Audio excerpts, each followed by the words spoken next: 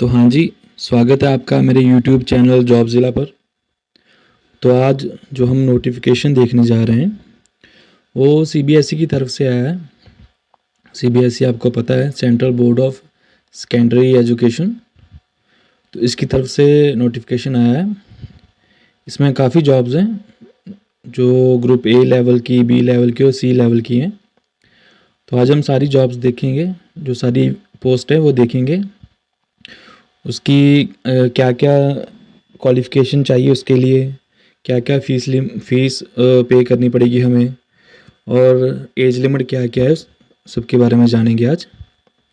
तो चलिए पहले देखते हैं पोस्ट क्या क्या है, कौन कौन सी पोस्ट आई हैं। तो जो ग्रुप ए की पोस्ट है वो है असिस्टेंट सेक्रेटरी। दूसरी पोस्ट है assistant professor and assistant director, academics में है ये। तीसरी सेम है, assistant professor and assistant director, ये है ट्रेनिंग में। और तीसरी है स्किल एजुकेशन में। और चौथी है अकाउंट्स ऑफिसर। तो ये चार जो पोस्ट है ना, सॉरी 1 2 3 4 5, जो 5 पोस्ट है ना, ये ग्रुप ए की पोस्ट है। तो इसमें आप देख सकते हैं कि मैक्सिमम एज भी इन्होंने बताई है, क्या क्या चाहिए। 35, 30, 30, 30, 35, ये जो एज बताई है इन्होंने, ये जनरल के लिए है, एससी के लिए ज़्यादा होगी। वैकेंसीज देख सकते हैं आप, कितनी कितनी वैकेंसीज आई हैं। तो ग्रुप बी की पोस्ट कौन सी है, सुपरिटेंडेंट और junior translation officer, junior accountant, जो जूनियर असिस्टेंट है, ये लेवल जो ग्रुप सी की पोस्ट है। तो अभी देखते हैं हम नीचे इन्होंने जो दिया है एजुकेशन क्वालिफ़िकेशन, क्या है इसकी एजुकेशनल क्वालिफ़िकेशन, पहले तो देखेंगे। अच्छा, इसकी डेट एक्सटेंड की है इन्होंने, पहले इसकी 22 थी, जो अभी भी 22 दिखा रहा है, पर अभी इसकी इन्होंने एक्सटेंड करके 27 कर दी है, 27 दिसंबर कर दी है। तो अभी दिन है हमारे पास, आप अप्लाई कर सकते हैं। बड़ा अच्छा मौका है, ऑफिसर लेवल की जॉब है जो आप ले सकते हैं। ये एक चांस मिला है आपको दोबारा से, जो डेट एक्सटेंड हुई है उसकी वजह से। तो आप ये पोस्ट अप्लाई कर सकते हैं। अभी नीचे देखते हैं कि क्वालिफ़िकेशन क्या क्या दी है, हर अलग अलग पोस्ट की अलग क्वालिफ़िकेशन दी है इन्होंने। पहले देख सकते हैं रिलैक्सेशन क्या क्या मिलेगी, वो हम पोस्ट के हिसाब से देख लेंगे। पहले देखें कितनी कितनी कैटेगरी के हिसाब से रिलैक्सेशन मिलती है हमें। SC ST को 5 साल, OBC को 3 साल, PWD वाले को 10 साल, जो अनरिजर्व्ड हैं और जो OBC वाले हैं उनको 13 साल, जो ST PWD वाले हैं उनको 15 साल। ऐसे धीरे धीरे करके जो आप देख सकते हैं पॉज करके कि आपकी कौन सी कैटेगरी है, उसके हिसाब से अपनी डेट देख सकते हैं। अच्छा, अभी हम देखते हैं कि हमें क्वालिफ़िकेशन क्या क्या चाहिए। पहली पोस्ट है असिस्टेंट सेक्रेटरी की, ग्रुप ए की पोस्ट है। उसके लिए क्या चाहिए, बैचलर्स डिग्री चाहिए, नॉर्मल बैचलर्स डिग्री। कोई इन्होंने परसेंटेज नहीं बोली, कोई मार्क्स नहीं बोले, नॉर्मल बस पास की होनी चाहिए आपने। एज लिमिट 35 साल। बाकी आपको जो आपकी कैटेगरी के हिसाब से जो भी आपको रिलैक्सेशन मिलती है वो एप्लीकेबल हो जाएगी। ये उन्होंने बताया है कि एग्ज़ाम कैसे कैसे होंगे, 3 टीयर में एग्ज़ाम होंगे। पहला प्री का होगा, सेकंड मेंस का होगा और थर्ड इंटरव्यू। अभी second assistant professor and assistant director academics, training, skill education, ये 3 पोस्ट थी ना। तीनों के लिए एक ही इन्होंने क्वालिफ़िकेशन बताई है, वो है पोस्ट ग्रेजुएशन डिग्री चाहिए। और इसमें इन्होंने बताया कि 55% मार्क्स होने चाहिए। ये इसमें कंपल्सरी है और ये होना ही चाहिए और ये डिज़ायरेबल है। BEd MAd नेट कुछ भी किया हो आपने, ये मतलब कि ये तो चाहिए चाहिए, ये किया हो तो और भी अच्छा है। इसकी एज लिमिट 30 ईयर्स है। बाकी जो जो आपको उन्होंने रिलैक्सेशन दी है उसके हिसाब से इसका एग्ज़ाम भी 3 टीयर में होगा।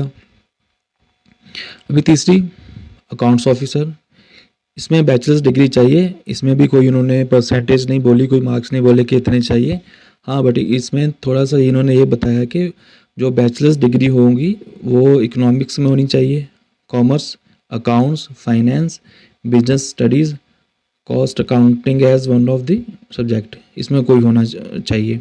या फिर ये होना चाहिए bachelors degree of a recognised university and having SAS JOC examination conducted by any accountant audit services department of central state government, this is some kind of examination. So ये मतलब होना चाहिए,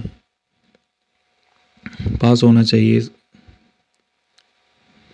और या फिर पोस्ट ग्रेजुएट होना चाहिए economics में, कॉमर्स में, अकाउंट्स में, फाइनेंस में, बिजनेस स्टडीज़ में, cost accounting as one of the subject, और MBA, फाइनेंस, CA, ये सब होना चाहिए। ये एसेंशियल है। डिज़ायरेबल क्या है कि आपका एक्सपीरियंस अगर होगा अकाउंट्स में, बजट में, इंटरनल ऑडिट, कमर्शियल अकाउंटिंग और इन्वेस्टमेंट फंड मैनेजमेंट, सिक्योरिटीज़ में अगर आपका एक्सपीरियंस हो तो वो आपको ही बेनिफिट देगा। इसकी एज लिमिट जनरल के लिए 35 इयर्स है, बाकी जो आपकी कैटेगरी उसके हिसाब से देख लीजिएगा। इसका एग्ज़ाम भी 3 टियर में होगा, प्री, मेंस एंड इंटरव्यू। तो अभी ग्रुप बी की पोस्ट देख लेते हैं। सुपरिटेंडेंट, इसमें चाहिए बैचलर्स डिग्री, सिंपल कोई भी हो, BA, BSc, BCA, BSc, BBA, कोई भी हो, बैचलर्स डिग्री होनी चाहिए। और उसके साथ साथ आपको क्या, जो वर्किंग नॉलेज ऑफ कंप्यूटर मतलब होनी चाहिए, कंप्यूटर एप्लीकेशंस जैसे विंडोज़, MS ऑफिस और हैंडलिंग ऑफ लार्ज डाटाबेस और इंटरनेट। इसकी एज लिमिट क्या है, 30 इयर्स जनरल के लिए, कैटेगरी के हिसाब से देख सकते हो आप। और इसका जो एग्ज़ामिनेशन है वो 2 टियर में होगा, पहले प्री होगा फिर मेंस होगा, और मेंस के साथ ही ये टाइपिंग टेस्ट ले लेंगे, देखिए। And tier 2 objective type, written main examination and typing speed, typing test होगा इसके साथ। और अभी ग्रुप बी में दूसरी जो पोस्ट है वो है जूनियर ट्रांसलेशन ऑफिसर। इसमें क्या होना चाहिए, जो मास्टर्स डिग्री होनी चाहिए हिंदी में विद इंग्लिश एज कंपलसरी और इलेक्टिव। हिंदी में मास्टर्स डिग्री होनी चाहिए, उसके साथ साथ इंग्लिश कंपलसरी या इलेक्टिव आपका सब्जेक्ट होना चाहिए। सेकेंड, और English with Hindi as a compulsory और elective subject, same vice versa. और क्या बोला उन्होंने, मास्टर्स डिग्री यूनिवर्सिटी ने any subject other than Hindi और English with Hindi medium and English as a compulsory. मतलब अगर आपने हिंदी और इंग्लिश नहीं की तो जो भी आपने मास्टर्स डिग्री की है वो हिंदी में होनी चाहिए, हिंदी में। और इंग्लिश तो फिर वही आ गया, फिर कंपलसरी और इलेक्टिव सब्जेक्ट होना चाहिए आपका। और मास्टर्स डिग्री होनी चाहिए with English medium and Hindi as a compulsory और elective subject, same vice versa. Masters degree और रिकॉग्नाइज्ड यूनिवर्सिटी ने subject Hindi with Hindi and English as compulsory और इलेक्टिव सब्जेक्ट, और either of the two as a medium of examination and other as compulsory और elective subjects at the degree level. वही जो ऊपर बताया आपने, सेम ही चीज़ है। जहाँ recognize diploma certificate course in translation from Hindi to English and vice versa, 3 साल का होना चाहिए। और ये डिप्लोमा होना चाहिए और 3 साल का एक्सपीरियंस होना चाहिए translation work from Hindi to English and vice versa. यहाँ तो आपके पास डिप्लोमा हो या 3 साल का एक्सपीरियंस हो ट्रांसलेशन वर्क का। अब इसमें क्या एज बताई इन्होंने, 30 इयर्स। तो जनरल की 30 इयर्स है, कैटेगरी के हिसाब से फिर से देख लीजिएगा। इसका एग्ज़ाम 2 टियर में होगा। देखो, ये जो ग्रुप बी के जितने एग्ज़ाम्स हैं ना वो 2 टियर में होंगे और इसमें इंटरव्यू नहीं होगी। हाँ, इसमें टाइपिंग टेस्ट भी नहीं है। जो सुपरिटेंडेंट है इसमें टाइपिंग टेस्ट होगा। अच्छा, अभी ग्रुप सी की पोस्ट देख लेते हैं। इसमें सिंपल जो जूनियर अकाउंटेंट है इसमें सिंपल 12th क्लास होनी चाहिए विद, देखिए 12th क्लास, और उसमें एक सब्जेक्ट क्या होने चाहिए, accountancy, business studies, economics, commerce, entrepreneurship, finance, business administration, taxation, cost accounting as one of the subject. इनमें से कोई सब्जेक्ट होना चाहिए आपका 12th में। और टाइपिंग स्पीड होनी चाहिए आपकी 35 वर्ड पर मिनट इन इंग्लिश या फिर 30 वर्ड पर minute in Hindi on computer. इसकी एज थोड़ी कम है, 27 ईयर्स है जनरल के लिए, और बाकी कैटेगरी के हिसाब से देख लीजिएगा आप। इसमें भी 2 टियर में एग्ज़ाम होंगे, जो ये प्री का होगा, फिर मेन होगा, मीन्स, एंड इसमें इसके साथ ही आपका टाइपिंग टेस्ट हो जाएगा। अभी जूनियर असिस्टेंट में जो 12th क्लास होगी, इसमें कोई इन्होंने सब्जेक्ट नहीं बताया, सिर्फ सिंपल 12th क्लास होनी चाहिए आपकी, और उसके साथ साथ टाइपिंग स्पीड होनी चाहिए 35 वर्ड पर मिनट इंग्लिश में, और हिंदी में होनी चाहिए 30 वर्ड पर मिनट। इसकी एज लिमिट भी 27 है जनरल के लिए। इसका एग्ज़ाम भी 2 टियर में होगा, प्री एंड मेंस, और इसके साथ ही टाइपिंग टेस्ट हो जाएगा। अच्छा, अभी एग्ज़ामिनेशन फ़ीस देख लेते हैं। पहले तो जो SC ST PWBD और एक्स सर्विसमैन वुमेन के लिए जो फ़ीस है, एप्लीकेशन फ़ीस नहीं लगेगी इसमें सिर्फ प्रोसेसिंग फ़ीस लगेगी। आप कोई भी पोस्ट के लिए अप्लाई करते हो, चाहे वो ग्रुप A हो, B हो या C हो, सिर्फ आपको 250 रुपीज़ देने पड़ेंगे एक पोस्ट के लिए। अगर एक से ज़्यादा करते हो तो उसके हिसाब से देख लीजिएगा। अगर 2 करते हो तो 500 रुपये, 3 करते हो तो 750, 4 करते हो तो 1000। जितनी पोस्ट बड़ी, एक सिर्फ एक पोस्ट पर पोस्ट 250। अभी जो फॉरेन रिजर्व्ड OBC और EWS है ना, उनके लिए एप्लीकेशन फ़ीस भी इंक्लूडेड है। अभी क्या है, जो ग्रुप A के लिए अगर अप्लाई करेंगे, जो जनरल है, OBC हैं, जो EWS हैं, उनको अगर ग्रुप A की पोस्ट के लिए अप्लाई करना होगा तो 1750 रुपीज़। अगर ग्रुप B की पोस्ट के लिए अप्लाई करना होगा तो 800 तो एप्लीकेशन फ़ीस लग जाएगी, 250 प्रोसेसिंग फ़ीस। अच्छा, प्रोसेसिंग फ़ीस सेम है सब में, तो इसका टोटल हो गया 1050। ग्रुप C के लिए 800 सेम, 250, 1050। ग्रुप B और C के लिए जो जनरल OBC और EWS की फ़ीस है ना, जो ग्रुप B को C के लिए सेम है, बस ग्रुप A के लिए काफ़ी ज़्यादा है, थोड़ी 1750 रुपीज़ जो ज़्यादा हैं थोड़े, बट क्या करें, इन्होंने रखा है। अभी देख लेते हैं। देखो, ये बताया इन्होंने कि कौन कौन से पोस्ट के लिए किस तरह का एग्ज़ाम होगा, सिलेबस क्या क्या होगा उसका। अभी जो असिस्टेंट सेक्रेटरी हैं, जो ग्रुप A की पोस्ट है, उसके लिए जो प्री का सिलेबस है ये है। इसके 1 2 3 4 5 6 पार्ट्स हैं, और सभी में जो देख सकते हैं, जो इन्होंने क्वेश्चंस दिए हैं कि इतने इतने क्वेश्चंस आएंगे, उसके आगे टोटल मार्क्स भी दिए हैं, टोटल 300 मार्क्स का होगा ये, देख लीजिएगा।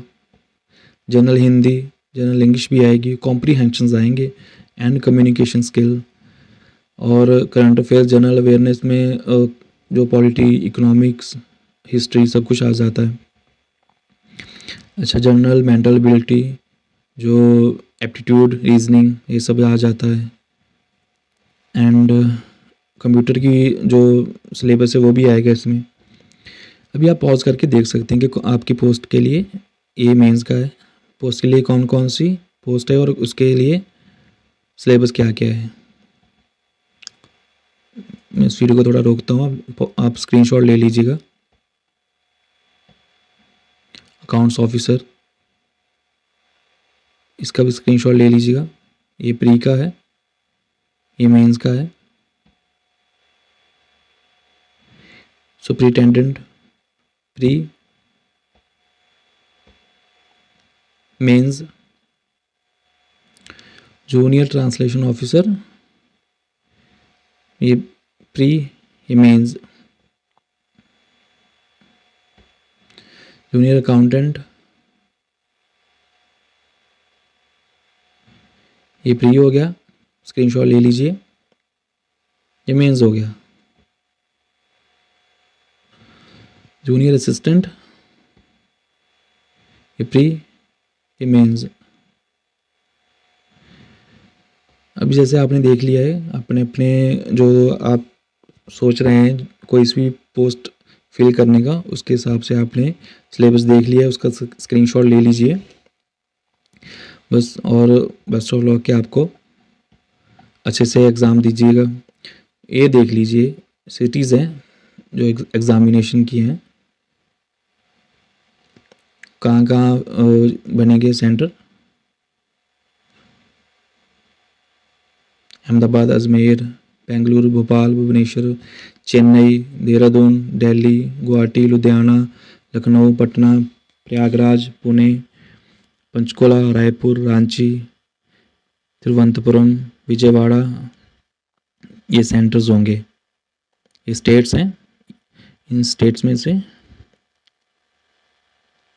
ये स्टेट्स हैं, इनमें से ये सेंटर्स होंगे।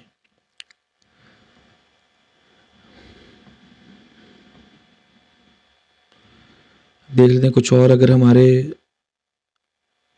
लिए कुछ फ़ायदे का होगा देख लेते हैं, नहीं तो